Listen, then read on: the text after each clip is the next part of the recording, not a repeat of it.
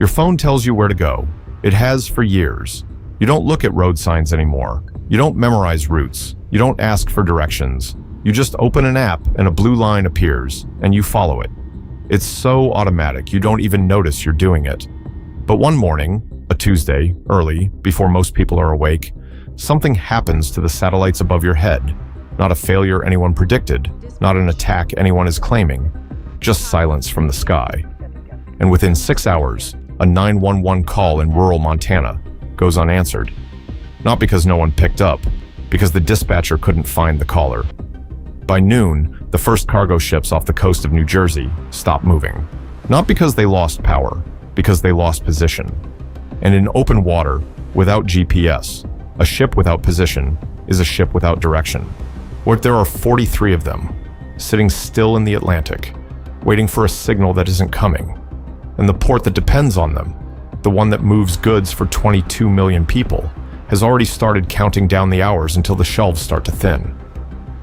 If you've ever thought about how much of modern life runs through a signal you can't see, touch, or control, subscribe, because this one changes how you look at the sky. Most people think GPS is a navigation tool. It isn't, not really. GPS, the Global Positioning System, is a network of 31 satellites orbiting the Earth at 12,000 miles up. The US military built it. It sends signals to receivers on the ground that calculate with extraordinary precision exactly where you are and exactly what time it is. That second part is the one nobody talks about. Time. GPS isn't just a map, it's a clock. An incredibly accurate, universally synchronized clock that the entire modern world uses to coordinate itself. Financial transactions, power grid operations, air traffic control, mobile networks, shipping logistics. All of them, every single one, rely on GPS timestamps to function. When the map disappears, you reroute. When the clock disappears, the whole system loses its rhythm. And that's a very different problem. It's Tuesday, 5:47 a.m. A FedEx driver named Marcus is already on the road in Memphis. His route is loaded into his handheld device. 48 stops, automatic sequencing, optimized by an algorithm he's never had to understand. A hospital in Phoenix is coordinating a patient transfer. The ambulance is dispatched. GPS tracks it in real time. The receiving team knows its ETA to the minute. At a grain terminal in Louisiana, a barge captain is navigating a narrow channel before sunrise, watching the GPS overlay on his chart, keeping 30 feet of clearance on either side. And in Kansas City, a power grid operator is monitoring frequency synchronization across 3 states. The system stays balanced because every node, every substation, every relay is time-stamped by GPS normal. Routine. Invisible. At 6:02 a.m. Eastern, a solar storm, stronger than any in 2 decades, hits the ionosphere. The GPS signal degrades, then stops entirely. For the first 15 minutes, no one fully understands what's happening. Marcus's device freezes mid-route. He pulls over, reboots it, still frozen. He calls dispatch. They're getting the same reports from 6 other drivers. In Phoenix, the ambulance coordinator loses the vehicle icon on her screen. She calls the driver directly. He says he's fine, still moving, but she can no longer confirm his route or ETA. The barge captain in Louisiana feels the first spike of real concern. His GPS overlay flickers, then goes blank. He slows to a crawl. In a narrow channel, before dawn, that's the only safe thing to do. And in Kansas City, the grid operator sees something he's never seen in 11 years, a time-stamping anomaly spreading across the monitoring system. Frequency data from one substation stops syncing with the others. He calls his supervisor. By 6:30 a.m., the Federal Aviation Administration has grounded all departures at 17 major airports. No announcement, no press conference, just planes, sitting still on runways. Here's what most people don't think about. GPS isn't just in your phone, it's in your bank. Every time you swipe a card, that transaction is time-stamped, millisecond precision. It's how fraud detection works. It's how clearinghouses match buyers and sellers. It's how the global financial system makes sure a transaction in New York and a transaction in Tokyo don't contradict each other. Without GPS timing, financial networks begin to drift. Small errors at first, fractions of a millisecond, but they compound. And in high-frequency trading, even a millisecond means millions of dollars and broken audit trails. The stock exchanges call it a time integrity failure. They have protocols for it, but those protocols assume the problem lasts minutes, not days. Cell towers rely on GPS to synchronize handoffs between networks. Without it, calls drop, data slows. And the more people try to use their phones to figure out what's happening, the worse the congestion gets. By 9 a.m., cellular data across 32 states is moving at a crawl, and the public still doesn't have a clear explanation. Aviation is the most visible collapse. The FAA depends on GPS for approach guidance at thousands of airports. Smaller regional airports have no backup. Instrument approaches designed for low visibility, the ones that let planes land in fog and clouds, require GPS precision. Without it, those approaches are suspended.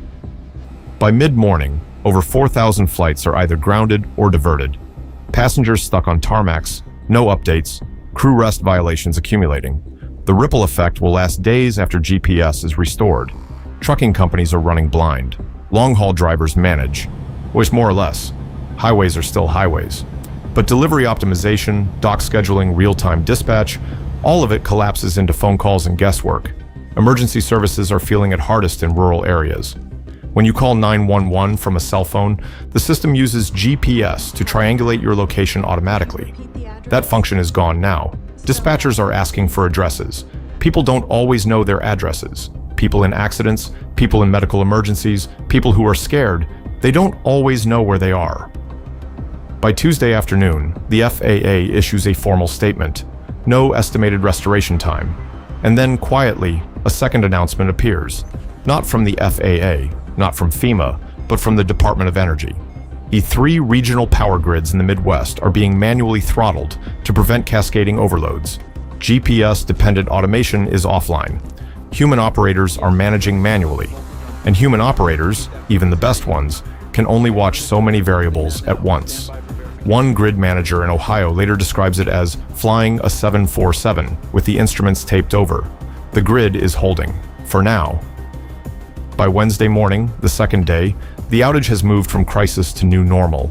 People are adapting, slowly, imperfectly. Paper maps are sold out at every gas station that has them. Truck stops are printing route sheets off old databases. Dispatchers are using whiteboards. Hospitals are running on internal radio networks. But the systems underneath, the ones that don't have a human backup, are starting to show real strain. ATMs are still working. Yes, mostly.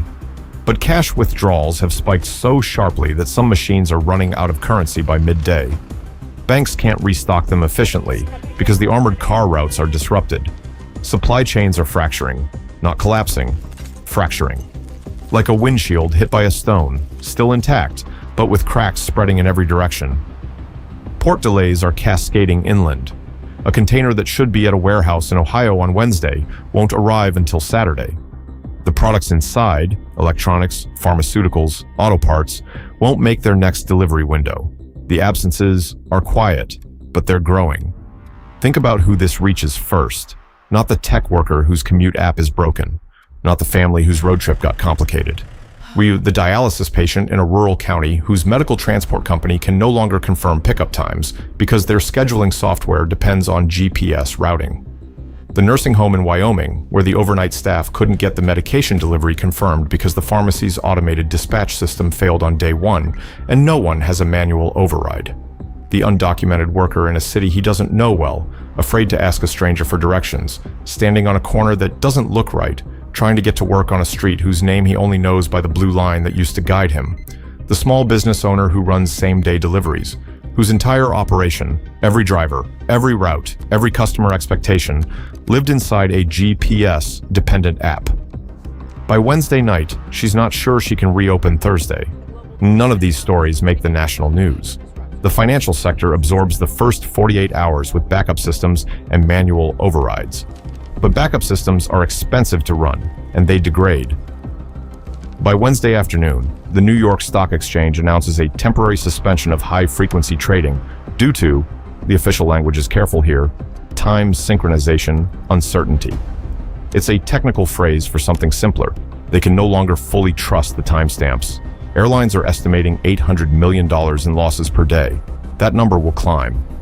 The logistics sector, trucking, shipping, warehousing, is losing productivity at a rate that analysts struggle to quantify because the losses are distributed. Every company taking a small hit, every delay compounding another delay. And the number that finally gets people's attention is quieter.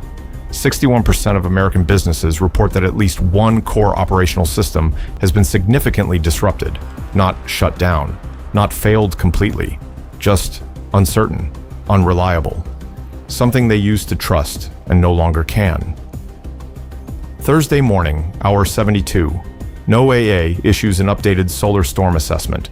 The signal disruption, which was expected to ease by Wednesday night, has not eased. The storm is taking longer to pass than the models predicted, and then, a small item, buried in a Department of Transportation briefing, catches the attention of a few engineers who know what it means. 3 automatic railroad switching systems in the Northeast Corridor have defaulted to fail-safe mode. Trains are running, but they're running slower, with longer gaps. Managed by crews relaying information by radio, the way railroads operated 60 years ago. By Thursday afternoon, something unexpected is happening. People are navigating. Not well, not efficiently, but navigating. Asking strangers for directions, reading highway signs, printing maps at public libraries where staff have taped handwritten notes on the doors. Free printouts while supplies last. Truck drivers who learned their routes before GPS are suddenly the most valuable people at their companies.